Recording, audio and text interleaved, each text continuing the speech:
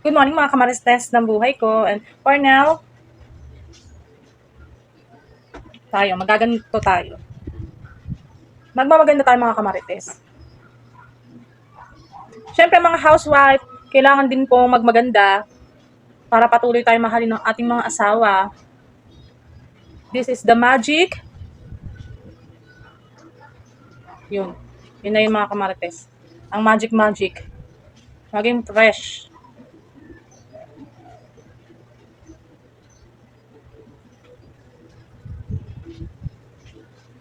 Buti nga kamarites, kahit naglalagay ako ng ganito, tapos meron akong ganito, accessories na ganyan, hindi siya kumukupas. Ang ganda nitong, yan, ito, bot. Hindi siya kumukupas. Kaya gusto ko yung mga ganong accessories na hindi kumukupas para matagal ko gamitin. Ano daw, may sa akin eh. May nag-chat, so, syempre, ano natin yun. Hindi ko hindi na natin indicate dito yung sinabi. Sabihin ko na lang na, ayun mga kamarites, mas pabor pa nga ako na wala na kami dun. And kung totoosin, sobrang toxic na po rin dun sa school na yun. So, move on na naman ako. Sasagutin ko lang naman din yung nag-chat sa akin. Siyempre, para naman may idea kayo sa nararamdaman ko. Ayan, yung nararamdaman ko is, mas pabor po ako na, sinasabi kasi ng ibang tao na nanalo daw sila, na wala na ako doon. Pues, talo sila. Kasi, ang daming mga toxic doon. Di ba? So, kung may negosyo ka man, or may busy ka man sa buhay mo, tapos, meron ka mga kasamang toxic people there sa school na yon, syempre, hindi mo rin masasabi sa sarili mo kung gusto mo magpa-impluwensya or hindi, di ba? It's up to you, mga kamarites. Di ba? Ang mga napapansin ko kasi, karamihan doon, nai-impluwensya. Pero yung totoong naglilingkod po talaga kasi sa born again at sa katoliko, yun naman po yung talaga umiiwas sila sa gulo. Di ba? So, ayan. Ito naman mga kamarites. Siyempre, panalo ako, alam mo kung bakit? Hindi porket naibalik yung anak ko sa grade level niya is panalo na kayo. Kung totoosin, maaga lang po nag-aral ng daycare ang anak ko. Exactly lang naman po yung edad niya sa magbabalik siya. So, kung bakit mas pabor ako sa ganon, doon din magkakaalaman, di ba? Kasi, magtataka ka naman, di ba, na ganon na nangyari. So, titingnan ko rin, di ba? Kasi kung totoosin, mga kamarites, dito nga sa bahay, nagkukusa yung anak kong gumawa ng assignment eh. Kaya hindi rin ako nahihirapan na buklatin pa yung libro niya. O kaya kung ano. Basta pagka may sinabi na yung teacher na may assignment sila, gagawa na lang yung anak kong kusa. Yan, ganyan siya. Kaya nagugulat din ako sa panganay kong anak na alam niyang ginagawa niya. Pero minsan mauutakan ka. Kasi kabisado ko yung anak kong yan, panganay. Mautak yan eh. Hindi yan basta yung, mana yan sa tatay niya, mautak. Kaya ang ko lang mga kamarites is, ang ko na lang dyan is, mga kamarites, pinakang worth it ko po kasi is, safe yung anak ko. Di ba? Safe yung anak ko, kayo magbardagula dyan, at least kaming anak ko is safe. Wala akong isipin na katoxicated na tao. Di ba? Pabor nga sa akin yun eh. Alam mo, aanhin nyo yung reward kung sa totoong buhay talaga is hindi talaga.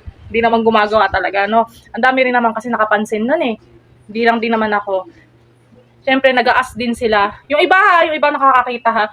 Paano daw nagkaka-reward yung ganito, ganyan? Hindi naman gumagawa. Paano nagkaka-reward yung ganito, ganyan? Hindi naman magaling. For me, wala na po akong pakialam dyan. Bahala sila. Ayoko man judge. Yung nanay na lang alam ng magulang yun eh. Ayoko na lang din magsabi. Pero ang dami nakakakita. Wala naman din po akong anong pangalan ha. Wala akong indicate pangalan. Ewan ko lang kung matamaan ka. Okay? Alam niyo yung reward na yan. Pag hindi bukal talaga sa puso yung ginagawa mo, makakapagsalita ka na hindi maganda sa tao. Bakit ka mo? Dahil ang totoo talaga nag-aaral, kusang binibigay ni Lord yun. Talaga makikitaan yung hardworking ng bata. Hindi yung pinipilit sa anumang sitwasyon yung nila, no? Eh, hindi naman dapat. So, mga kamarites, ang sa akin lang is, kung bakit ako nakapagsalita nito, siyempre, yung iba ha, ilan din sila nag-chat sa akin na bakit daw gano'n. So, ewan ko, bahala sila. Sila naman yun eh. Ako nga, wala akong pakialam sa award na yan. Ang pinaka-importante sa akin, makatapos ang anak ko kahit magbalik pa siya ng grade level. And so, at least, may mas natututunan pa rin yung anak ko, di ba? Clarify lang po, no? Mas okay na po yung nakakapag-aral na maayos ang bata kaysa yung surroundings area niya ay toxic.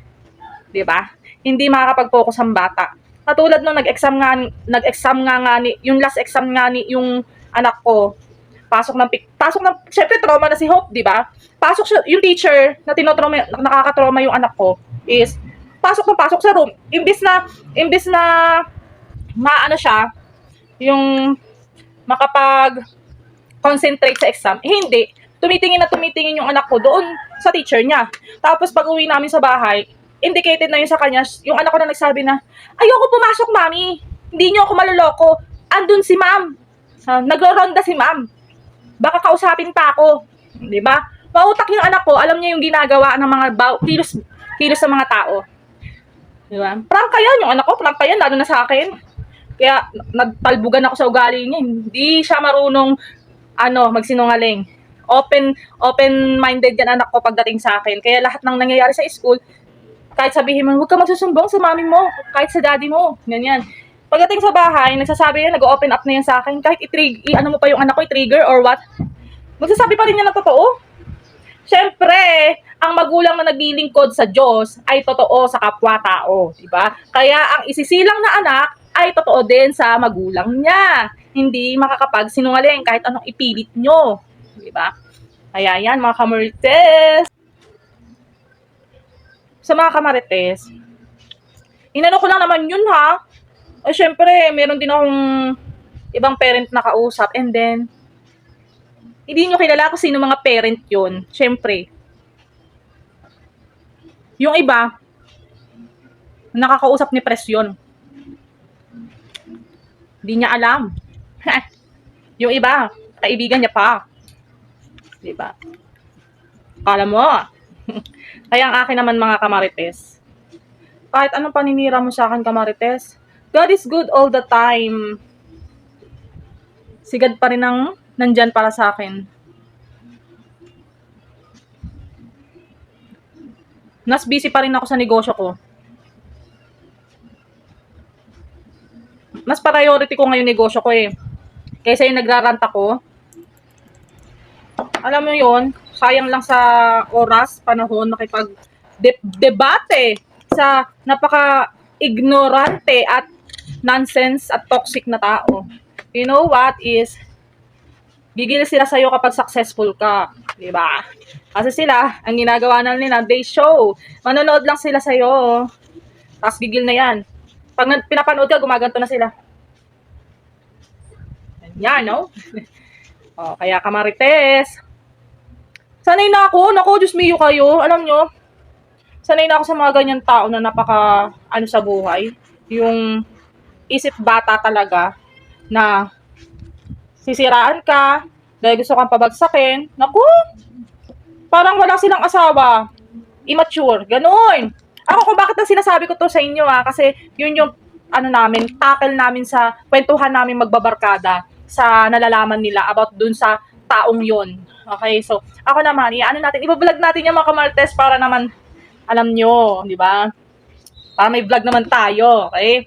Alam ko kasi pinapanood nila ako. Either gumagamit sila ng ibang account.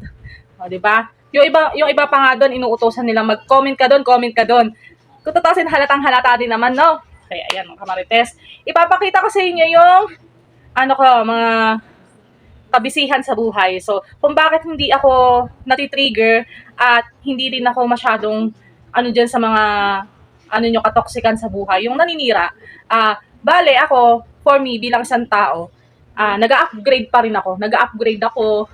Ang dami ko pa rin. Mas iniisip ko yung kapakanan ng anak ko at pamilya ko kaysa isipin ko kayo na wala naman ako mapapala sa inyo. Kung totoo senso, matotal, wala kayong binibigay sa akin pera. Diba? Sakit lang kayo sa ulo. Yun ang ginagawa nyo. No? Kahit na sakit kayo sa ulo, pero dinededma ko kayo. Tapos, hinihila nyo pa rin ako papunta sa inyo. Para kayong, alam nyo yung relationship, para kayong ngayon naghahabol. No? Naghahabol kayo sa akin para pabagsakin ako. Then, well, God is good all the time. This is it, my... At everyone, welcome to my Ukay Ukay. Ito, ang ganda nito. See? Ito pa.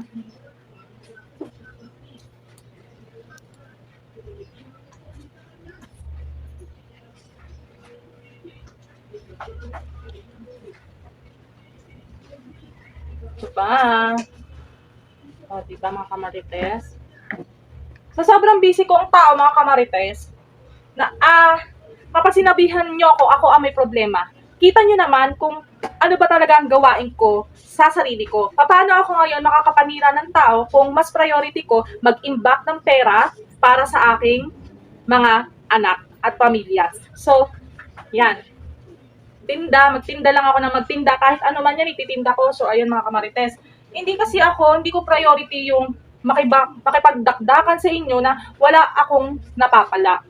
Kaya sobrang busy kong tao mga kamarites. Kaya mapapansin nyo, bakit kaya siya na naman yung inaaway? May problema ba kaya siya? Isipin nyo mabuti kamarites, bakit ba ako sinisiraan ng ibang tao ng ganyan? Kasi alam nyo kung bakit mga kamarites? Hindi nila kayang gawin ang ginagawa ko. Ultimato, housewife ako na wala akong pera, hindi ako humihingi sa aking husband. Dumidiskarte lang ako ng sakin para magkaroon ako ng sariling pera. So, ayun mga kamarites. Ito. So, may mga tao rin naman kasing mga negosyante na tinutulungan din nila ako. So, mga ganun. Kasi, they know na wala talaga akong pera dahil I am a housewife. So, ayun, tinutulungan nila ako para makapag-ipon ba ako ng pera para sa mga anak ko. O, di ba? This is, ito, ganyan.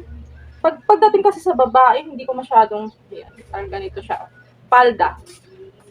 So, ayan. Kaya mapapansin nyo mga kamarites, ganda nito, ganda.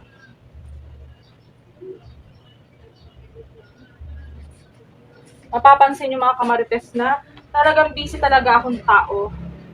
No? Kasi ito yung iniimportansya ko kaysa yung ang dami nilang sinasabi sa akin. Kaya nagugulat yung ibang tao na, bakit kaya siya sinisiraan? Ano ba problema ni Grace ganito? So, it's up to you mga kamarites kung sino yung paniniwalaan mo. Pero sa nakikita mo naman, lahat ng vlog ko, yun at yun ang ginagawa ko. Paano po ako nga rude? Makakapag-chit-chat sa ibang tao, kasi alam nyo paninira, di ba? Hanggang umaga, gabi, tanghali, hapon lang yan, nakaupo sila. Makikipag-chats, makikipag-chismisan, may grupo sila, makikipag-chismisan silang ganyan na nakaupo lang na walang ginagawa. Na, ako, meron. Ako, kapag may ka-chat naman ako, saglitan lang, tapos, bye, ingat ka, ganun na. And then, balik na ulit ako sa aking pagnenegosyo, ganun lang. Tapos, may ma-encounter na ako, sinisiraan ako, and then, labas na po ako doon. Once na may nanira po sa akin, sila na po talaga yung may problema. Dahil nga, gusto nila ako pabagsakin dahil hindi nila kaya yung ginagawa kong ganito. God is good all the time.